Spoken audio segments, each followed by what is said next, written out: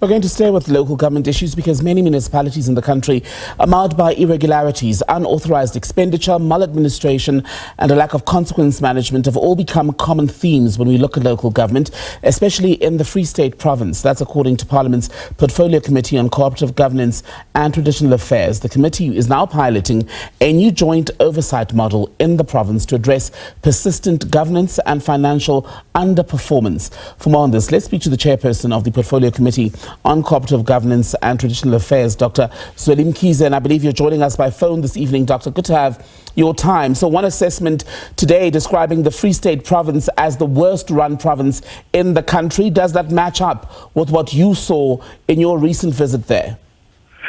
I would say yes, it does, but also it's not the only province that's got the serious challenges.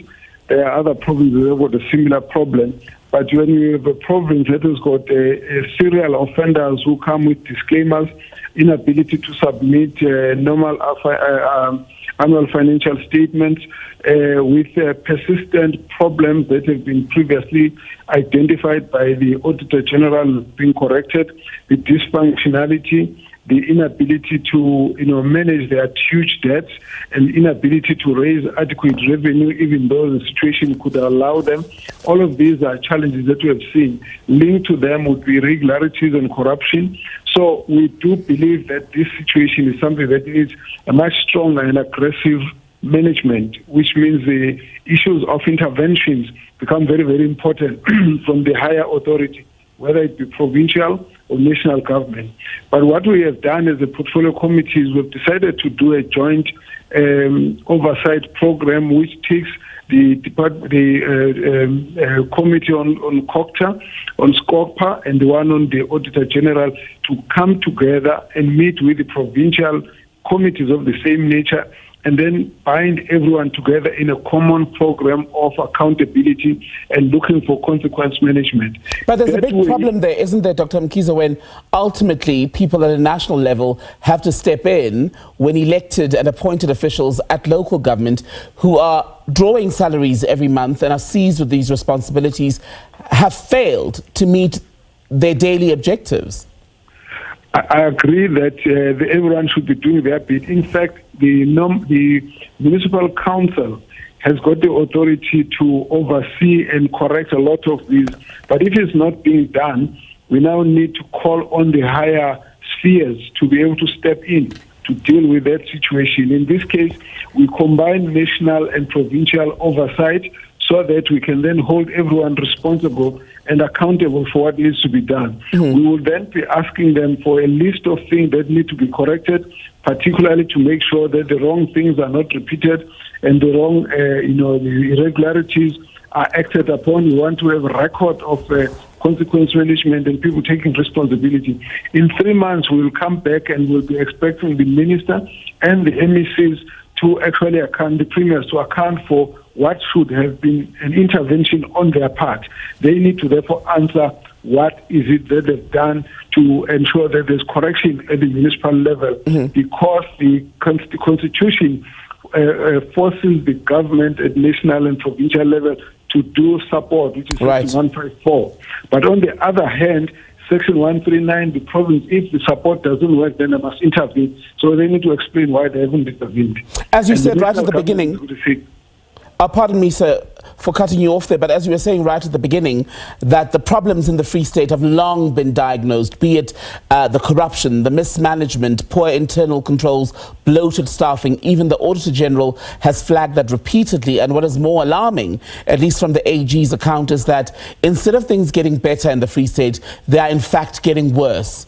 Is it that the people who are currently in post, the mayors, municipal managers, those responsible for the finances, are they unwilling or incapable of fixing the problems? I think political will is an issue. It also starts with the political leadership. The political leaders have to take responsibility for the wrong things that happen in their municipalities. Half the time, they are responsible because of the political interference that gets to be observed in such a situation. Political parties also cannot escape the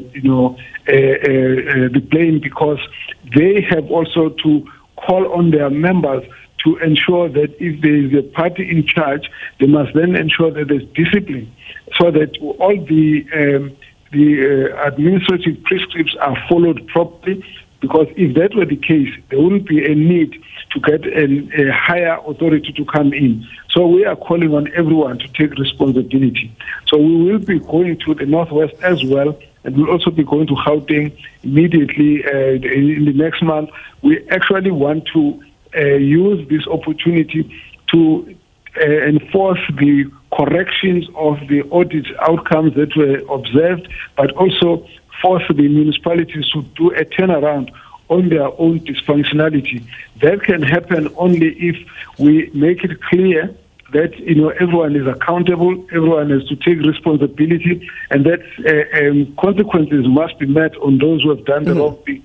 Whether this was political interference, there's a action that needs to be done by the MECs and the premier provincial government. So we need everyone to play their role.